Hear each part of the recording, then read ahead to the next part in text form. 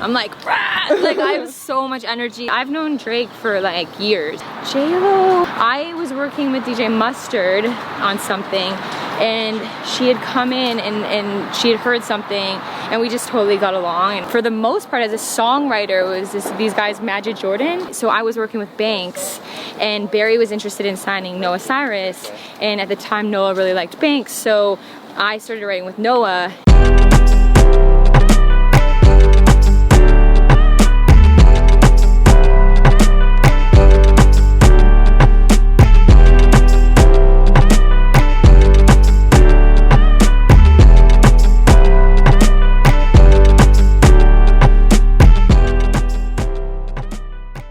Hi, this is Lauren Engel of Sidewalk Talk. Today I'm here with Jenna Andrews. This leaf that we're trying to duck under. I was like almost got killed by a leaf. So you're originally born in Calgary, or? Yeah, Calgary. Yeah. Are your parents originally from there? Oh my god, I can't believe I just said I was born in Calgary. I can't even. I was literally born in Edmonton. I was like, yeah, I'm born in Calgary. I was born in Edmonton. I lived there for the first 5 years of my life. Then so Calgary, you moved for your parents' job to Calgary? Actually, yeah. That's so funny. That you just knew that it was their job. I'm like, was it? It was actually, yeah. My dad got a job at my dad's a professor in psychology, so he got he started at the U of A in Edmonton, and then he got a job at U of C. So yeah, but honestly, Edmonton is like it's probably like I want to say it's like a 10-hour drive. It's not much. Might even be shorter, I want to say. It's very close. It's the same cowboy spirit, Edmonton, Calgary. Oh my god, how cute. Can we just pay attention? 3. Oh wait, there's so many. Wait, there's like 5. There's 5 dogs in there. That's crazy. And what career is your mom in?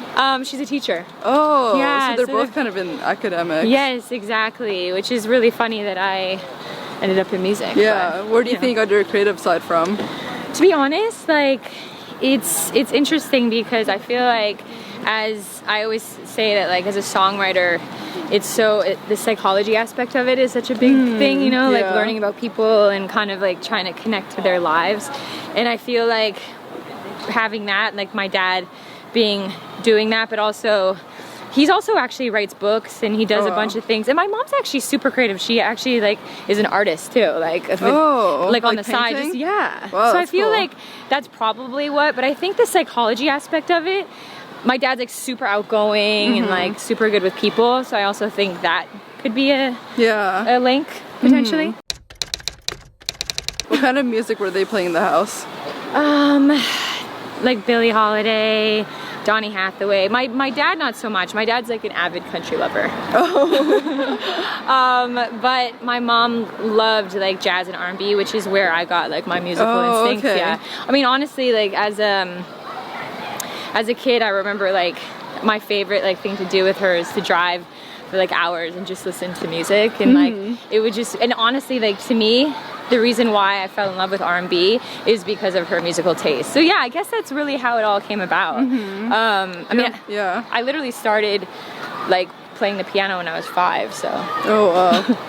Were you taking lessons and stuff? They bought me like a keyboard when I was like literally 5, and I started playing it, and they were like, oh wait, you're actually talented, and then they put me in lessons right away. They were like, oh, okay, I get it. I know what's happening here. Do you remember the first CD you bought? Oh God, that's a good question. What was it? Oh, first CD, you know what? I think Mariah Carey. Oh. Yeah, I honestly think Mariah Carey. She was like massive inspo. Yeah. Old school Mariah, nothing better. Yeah, that's like Music Box, and like, I mean, I love those, that like, I mean, between like Mariah and Brandy, those were like R&B inspo. Yeah. How do you describe your personality back then growing up? Oh, pretty much like now. I'm like, rah! Like I have so much energy, like I can't, actually, to be honest, that's the thing that's funny about it, because people always ask me, they're like, how do you have so much energy? And I don't, like, it's just literally genetic. That's why I'm always thinking, like, I do think it plays a big role in creativity as well. Yeah. Do you know what I mean? Because I think for me, like, creative people are either very, as you probably, like, they're either very like quiet and insular or very extroverted. So true. Do you know what I mean? And so for me, like, I think I'm a bit of both. Like, I'm naturally extroverted around people, but I'm also, like, I can be insular, but, like, in a different way. Does that make sense? But I think as a human, like, I've always been so, I'm just, like, energetic and excitable and, like, yeah, I just think, like, constantly inspired by a bunch of stuff. And I've been like that forever. Wow. Like, literally, I remember, like my whole life, people are like, oh my God, you're bouncing off the walls. I'm like, at this point, I'm like, oh, it's just me, right? It's funny. Did you realize that music would be your career when you're like back then growing up? Oh my God, yes, literally. Because I remember I have this like funny thing at like a school, like in elementary school, like, what do you want to be when you grow up? And I was like, I'm gonna be a singer or an astronaut. Like two very different things. And I was like, so clearly the singer, musician side of things made a lot more sense than the astronaut, clearly. I was like, NASA, I'm not, you don't want me. I'll probably like ruin your whole thing. I'll be, but no, I literally, I think, to be honest, it's always, as a kid, I mean, it's hard to know like where, obviously to be like, where you'll end up in music. Do you know what I mean? But I think I absolutely knew from a young age that like I couldn't see myself doing anything else. Yeah, do you know but what I mean? Do you know anyone around you who are doing music or for their career? Because it's kind of like your parents didn't know much about it. I don't know, like, you know what it is? I always had this like very thing about me that was like, for good or for bad, it's like this like very like dream, like I always explain it to people like it's like you believe Santa Claus exists. Like I always think that like there's like a magic, and I always like I have this weird sense of like believing in magic. I know I sound so crazy, but I always thought like no matter what, I felt passionate and that was it, that it would just happen. I was like, I didn't even question it, because do you know what I mean? Because I felt like it was so innately who I was, and it felt so much like, even now thinking about it, I'm like, oh my God, like it's crazy to think that I've never done anything else in my life. Yeah. Do you know what I mean? So I think that I always sort of had that, but also I will say that like my parents definitely always were very supportive. Oh, always. They were always like, and not really like stage parents either, more so like very supportive if that was something that I chose to do. So when I graduated high school, I ended up going to college for a year for journalism broadcast, which is so funny. Yeah. And, did you like, were you into journalism or was it kind of out of the blue? So basically it's kind of funny. So going back to like being in Calgary and having not a lot of like exposure to like other things going on in the music industry, it was more like, okay, this is a good way to like break into like entertainment in my opinion, right? So when I was like, I think probably like around 15, I started interning at radio stations just to like work the board and meet people and just like be around the industry. So to me it wasn't about journalism per se, but I love to write, and I just was a hustler. So like I would be doing that at the same time, like selling tickets to like artists that would be coming in town just so I could open for them. So I'd be like, oh, I'll sell you like 500 tickets if I can open. So I was just like very much like a super hustler from a young age. In terms of like my parents being supportive, like for instance, it was them being like, you know, I think they encouraged me to go to school, but even if it was for music, they were down. But I think I was like, oh cool, like maybe I'll try journalism if that makes sense to sort of break into the industry. But I did that and was like, no, I'm out. And so I did it actually probably in school for 6 months. And then I moved to Vancouver and did like another year or so online. And I interned at like all these like crazy like CTV and Global, like all the biggest like stations in Canada. And actually, to be honest, I met a lot of cool people and got good experience in the music sort of way, but they always just, basically what I'm saying is supported me to go into this lane, you know? And this stuff, to be honest, like even in the journalism world, as you know, I'm sure it's like, it's so intertwined in the entertainment business, you know what I mean? And it is such a form of creativity in a way. Should we go have lunch? There's like all these kids here. Should we have a bologna sandwich? How do I make sort of what my surroundings work? You know, I'm in Calgary, there's not a lot of people in it, but like, let me find the people that are, and let me find as many little pockets or avenues to get to where I want to be. You know what I mean? And like I said, my parents always supported it, so I feel like I always like, in that sense, was like had such a, what's it called, like Like a vision? yeah, exactly. Like I never like was like, oh, this couldn't happen. So I was never like, oh, like this is my backup plan too. I was always like very much like, I'm fucking doing this. Yeah, you know? I love that. And then Yeah. what was the next step after that? After Vancouver? Yeah, or like how did you get more into the music side? So basically I moved to Vancouver and I started just working with a bunch of like producers in that scene and sort of getting to know people, and I ended up signing like a production deal there. And did you already have stuff out to like? No, I didn't. They just completely trusted you. Yeah, pretty much. Yeah. I mean, it was like I had met them actually through a concert that I opened up for in Calgary. Oh. Yeah, so through a concert promoter, I met a producer, and I went and sort of. So I went sort of on like a whim, and I was like, oh my god, this. I'm just gonna freaking go for it. And then I started like an open mic night when I was in Vancouver, and got all these like, you know, it's actually funny because I met a bunch of like friends that I have now through that open mic night. Like my friend Carly Rae Jepsen, she used to play at it. No way. Yeah, it's so funny like how small the world is. You know what I mean? Like when you in music, like it's so funny to think like when you end up doing it as a career, how many people actually stay in touch, you know? Yeah. But anyway, so I did a production deal there, and how it all sort of unfolded and sort of happened for me really was, it sounds crazy, but MySpace. I put like a song on MySpace, this guitar song that I had on my project, that at the time I was of course a starving musician, trying to make it work. And for Christmas I wrote my parents a song, and like that was literally the present, and it was like just like an acoustic song. I wrote it on the beach, threw it up on MySpace, and that's how my manager had found me. It was this guy Chris Smith out of Toronto, so I ended up moving to Toronto, and shortly after signed a deal with Def Jam. As an artist. Yeah, just through MySpace. How funny is that? And then how did you get more into the writing for other people? Or how long were you doing your like putting out music as an artist? Oh my god, like for like 6 or 7 years. Yeah, I was looking on Spotify. Yeah. Is that crazy? Yeah. So like you did that before 6 or 7 years before you started writing for other people?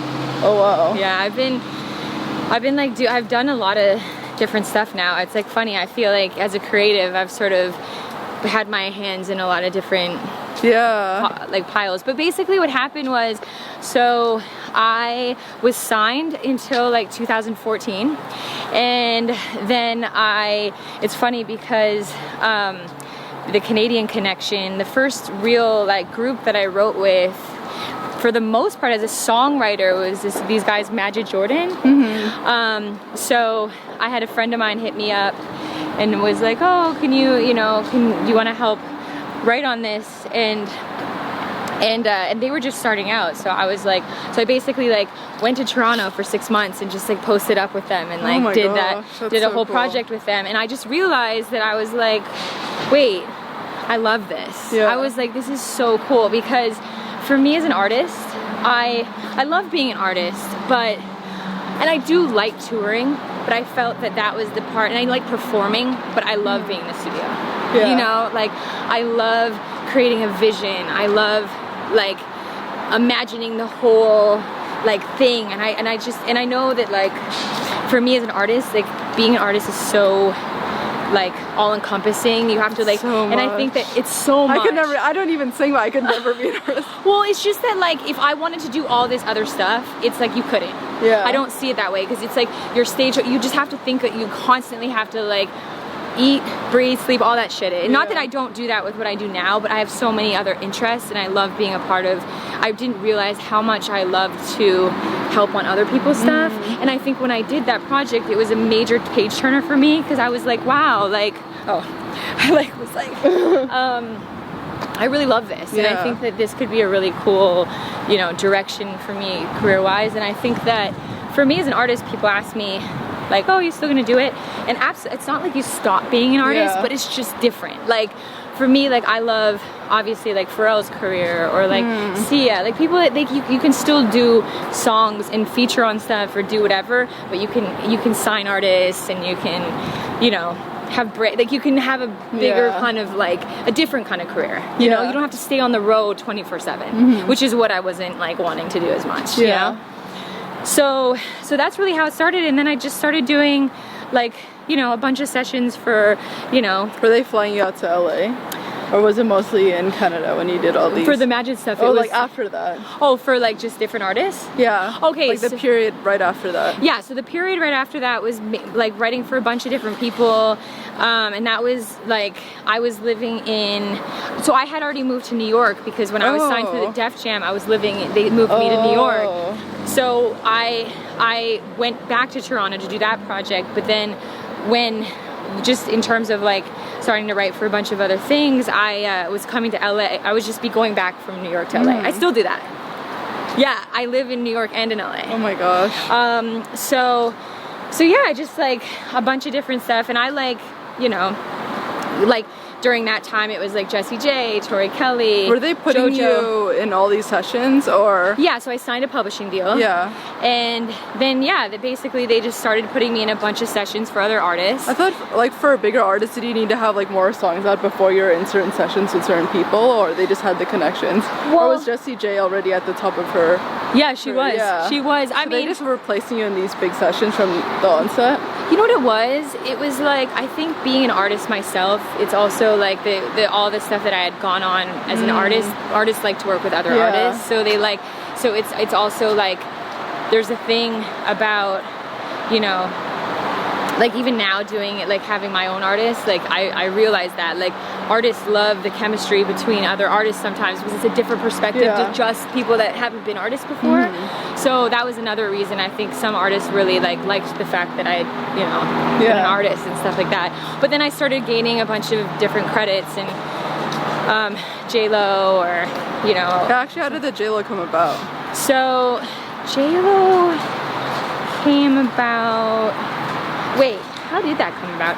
I was working with DJ Mustard on something, and she had come in and she had heard something, and we just totally got along, and it was like, and she just texted me and she's like, come over, we should do, and so I started working on stuff, and she actually loved this one song. I had a side project at one point called like Chez Leon, and she put one of our songs in Shades of Blue. Oh my god. Yeah, so we were like, I mean, I love her. She's like, she is such an amazing boss, like everything. She's such an amazing person, great, incredible talent, like freaking goals, you know what I mean? But no, she was really, really cool. So we actually like created a lot of stuff and like worked together like quite a bit for like a year or something like that. How about working with Diplo? How did that happen? So that happened, so I was working with, you know the band Perry? Yeah. So I worked a lot with the band Perry, and back to my country roots. Calgary is a very, you know, country town, and I do love country music in the end, I really do. And so I was working with the band Perry a lot, and he loves country, so that we did a session with him with the band Perry. Yeah, it's actually a song that I still really love, so I hope it comes out at one point, because it actually didn't come out, the one that we did, but it's one of my like favorite songs. So yeah, I'm like, oh, guys, put it out. Yeah. Okay, and then what happened with Drake? You produced or you wrote? Yeah, so basically I've known Drake for like years. Back to the Majid Jordan thing, he's actually signed to Drake's label, or Majid is signed to Drake's label OVO. And so we did a song on his EP that Drake sampled on his song You and the Six. Yeah, so that's how that happened. Yeah, so it was just all weaved in the same thing. Back to like the whole thing about how, you know, it's like the industry's so connected some way or another, you know what I mean? So it's like very much like, that's why it's good to keep good relationships. Don't fuck with people. And how about with Dua Lipa? So Dua, I actually didn't, I've only worked with like a couple times, and none of the songs that we actually wrote have come out, but there is one song that I like really love, and I hopefully at some point she puts it out, but she is, I actually met her, I've worked with, actually no, I'm just now remembering, I worked with her before, like long time ago when she was first starting out too. No way. Yeah. Like probably like, I want to say like 5 years ago. Wow. Yeah, I'm so happy for her. She is like killing it. It's so bossed up. Yeah. I respect it. It's so dope. And her voice is amazing. How did you get more into the A&R stuff? Yeah, so basically like another funny story is that so Barry Weiss, who I consult for on the label side of things, he was, so when I was signed to Island Def Jam, LA Reid signed me, but then when LA left, Barry came on and he was my label president. That's how I met him. Okay. Isn't that funny? Yeah. So years later, Barry had asked me to go in, so I was working with Banks and Barry was interested in signing Noah Cyrus, and at the time Noah really liked Banks, so I started writing with Noah and we really connected. They ended up doing a deal with Noah, and so I just ended up like being her main collaborator, like vocal production, songwriting, all this stuff. And then I started working, I had already been working with Len and Stella, who I know you know. Yeah, I interviewed. I know, I saw you guys' interview, it was so cute. But so I had met Lennon probably when I met her when she was 14 actually. Yeah, so. On the show. Right, exactly. So I was writing with her for her and her sister, Lennon and Maisie. Yeah. And when we had met, obviously her being Canadian, and her mom is like the most amazing, cool person, and Maisie's obviously amazing, and we just got along from like the Canadian connection too. Like it's this Canadian thing. It's like it's a thing. But so we just really, you know, musically and also just as people really always got along. And I think that fast forward a couple years when she decided she wanted to do a solo project, we reconnected, and she, you know, it was one of those things where I was like working with I just started working on a bigger level with Noah, and obviously the records company had started with Barry, and I was like, this could be really cool to bring Lennon to this indie label records where she could have all this attention. And I also feel like I love working, back to what I was saying, I love working with artists on the big scheme of things and helping to create a vision. Yeah. Like it's literally my favorite thing to do. Actually, yeah, for developing artists, what does that entail? That's my favorite. For me, it entails everything. It's like, it's everything down from like the songwriting to the vocal production to like connecting them with relationships. Like to me, I've been doing this for like 10 years, so it's like I know, and I've also been an artist. I'm obviously a songwriter. I've been on a lot of different sides of the business, so I also know a lot of different people. So I'm able to like, you know, connect her with people that she wouldn't otherwise know, and like also like as a songwriter, it's different. Like you're not just like looking at people's credits. You're also like, I've literally written with them. Yeah. So I'm able to be like, oh, this person would love Lennon, or you know what I mean? So for me, that's a really cool key part of A&R because, and it's more so like, in my opinion, sort of like what Quincy Jones did back in the day. It's like a true musician, you know what I mean? Because I think for me, my relationship with Lennon is so, I don't know, it's so spiritual and deep, and I feel like musically we've always been on the same page, and I feel like it's not just like on paper, it's really like, oh, it's the full, we just feel it. We're like, okay, this person will be amazing with you, or this sound, or this like combination, like we're just so on this, it's like a relationship, you know? And I think for me, she was the first person that I was like, okay, I really want to develop her, and I fucking believe that she's the biggest star on the planet. I know it.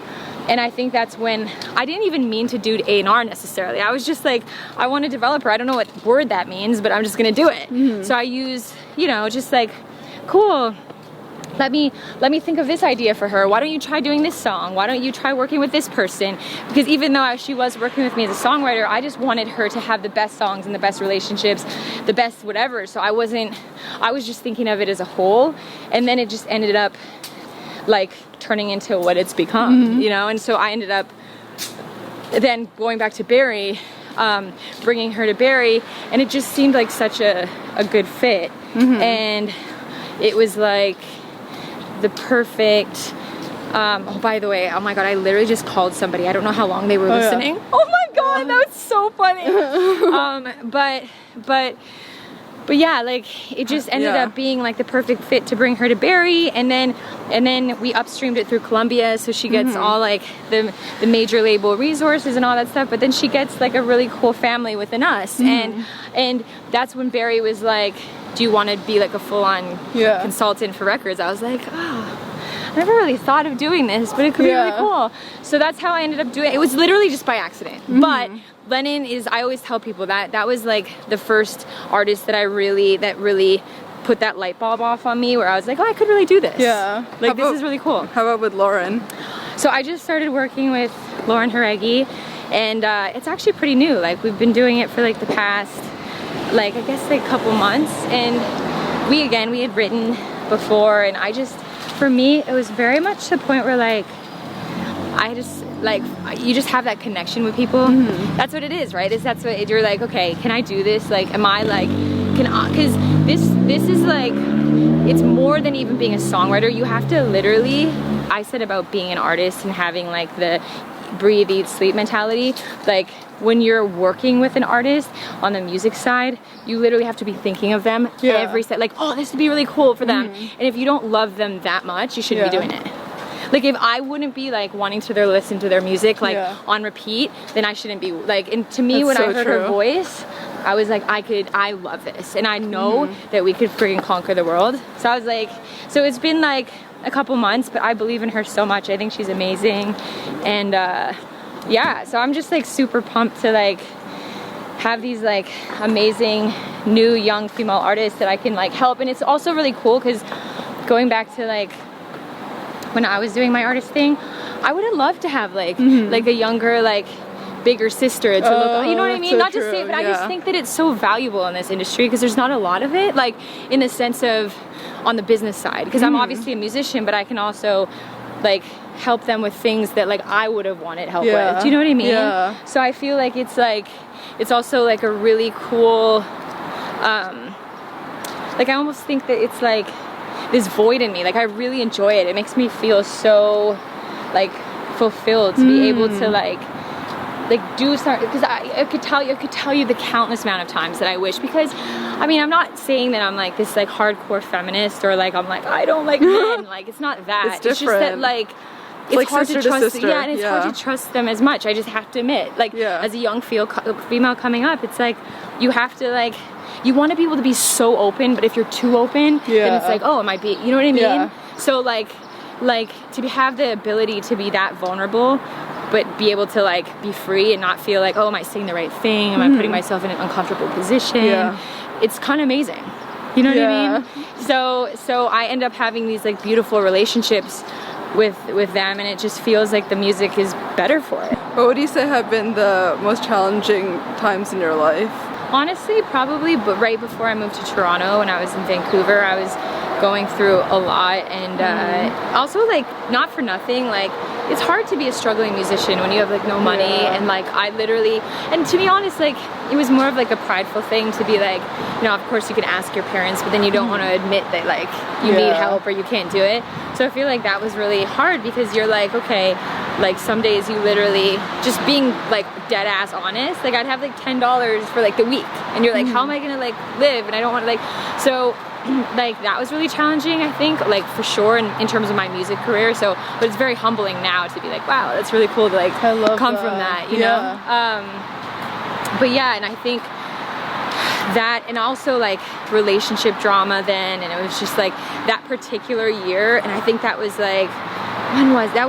It was literally towards the beginning of my career, like now that I'm here, obviously, like it was like literally 10 years ago, but that was such a turning point moving from Vancouver to Toronto. Like I remember just like being on the total like, oh shit. Oh, actually no, that's not true. The other one was when I got dropped from Def Jam. No, obviously I'd been signed there for like 6.5 years. It's a long fucking time. You know what I mean? So, and I think that my entire identity lied within being an artist, and that was like literally like, to me, I had moved to New York from Canada, like in my mind this was my life, you know what I mean? So and it was actually crazy, because I remember I did a showcase, and like literally I was like not even like the next day I like got a call being like, oh, they're actually gonna drop you now, and I was like, what? And like literally was like so surprised because I had done, since I'd been on the label, I had done like, you know, a ton of different showcases, and they were you know, and there was other times where I actually wanted to get off the label and they wouldn't, you know, they wouldn't let me out, and it was like, you know, it's like the classic being shelved, like whatever story. But I think anyway, whenever it actually happened, it was funny because that was funny enough. When Barry came on board, I actually put out an EP that I really loved, but at that point it was just like so much of it, like the market, like so many things weren't right behind it. But I remember just not necessarily like feeling like, okay, we're sort of on the right path creatively, but then it just was a lot of other things that didn't line up. But anyway, that being said, when I left, it was just like, you know, it's like, it's one of those things where you're like, oh my God, my entire life is changing. When you do this for real, so much of your identity is that, like, especially someone like me, because I don't really have hobbies, you know what I mean? Like, this is like everything to me. So I feel like I put so much of this. So when it happened, I was like, fuck. But then literally, like, it was like a week later where my friend hit me and was like, you want to come work with Majid? And I was just like, so everything happens for a reason, you know what I mean? And I was like, oh, okay. And it was actually so cool to like work on someone else's project that had less pressure, because when it's your music, you put so much a different kind of pressure on it, you know what I mean? So those were like two massively hard like times in my music career, for sure. What does love mean to you? Love, wow. Good question. Love is like, I mean, love is everything, isn't it? It's like, love is like as much as unconditional can be, it's like that feeling of like being, I don't want to say being like safe, but it's just like, true love really does, I guess that does mean that to me, is like that feeling where you just know that person like fucks with you no matter what. No matter what, You know what I mean? Like you could, and that's so rare, because you know, like especially like in our industry, it's like there's so many times you have to be on and like, okay, if I say the wrong thing, will they like, you know? And I think that with love, you could like be the it doesn't even matter what you do, but they will fuck with you, you know? And I really think that's love, friendship included, you know what I mean? Like if you have a friend that like truly fucks with you, there's nothing that like, unless you did something that was like cruel or whatever, but like for the most part, you can be like totally yourself and feel the freedom that like they won't judge you. Last question. What do you want to be remembered for? Oh, wow. This blue tracksuit. Really though, it looks so good. So photogenic. Oh my God. That's kind of funny though. Imagine I was like, yeah, hello. That's obvious. What else would it be? What do I want to be remembered? Actually, no. I honestly want to be remembered for somebody that. How do I put this in words though? Like if somebody were to say like, oh, like, yeah. So basically like. Not like an artist whisperer necessarily, but somebody that really knows how to. I guess this sounds so arrogant to say that, so I don't even want to say it. No, but it's like, what do you truly feel? Are you sure? Yeah. I'm like, are you sure? No, okay, I'd like to be remembered as like a visionary. Yeah. I can see that with all the artists and everything, that you're doing. Okay, because I feel like it sounds so arrogant to say that. Like if somebody's like, what are goals for you? And they say, visionary, it feels like, oh, wow, all right. But like truly, that's like, honestly, like that is like my true goals. Yeah, because I can see that your attention and your like passion, like when you're talking about it, you get so energetic. Oh, I definitely do. Like it means like this has always been something that like I like, see, like back to like when I was a kid, like I never literally like had that many friends. Like I mean I did, but I didn't want to do anything but this. I don't have hobbies. I don't like I literally do this until I like will pass out. Like I will like be up till 4 being like, oh, I have to keep going. Like I want to be a robot because I just love it that much. You know what I mean? And like that's kind of back to what I was saying about like the artists that I develop or the ones that, and I think the reason why I can be good at it is because I am so passionate and I put everything of me into it. You know what I mean? I don't put half of me. Like if I fucking believe in you and I truly see the vision, I will like like manifest it all the way. That's why I know that like you're gonna freaking take over the world. And so far with Lennon, like everything that we've set out to accomplish, we have already. Like it's crazy. Like the fact that we're both like, okay, we're gonna manifest this, and that's to me why I love to be remembered as a visionary, because I feel like from start to finish, I already like see it, and that's what it is. Yeah. You know. So true. This was so much fun. Thank you so much. You're so cute. Bye guys. Bye. This is the cutest little idea. Freaking, I'm obsessed with it. When they hit me up about it, I was like, yes, because when Lennon did it, I was like, this is so you saw cute. it before? Yeah, I saw it before we were doing this. Oh, I didn't That's realize. why when they hit me up about this, I was like, of course. I was like, I think it's such a good idea, and I loved it. I watched the whole thing. I knew all about it before. Awesome.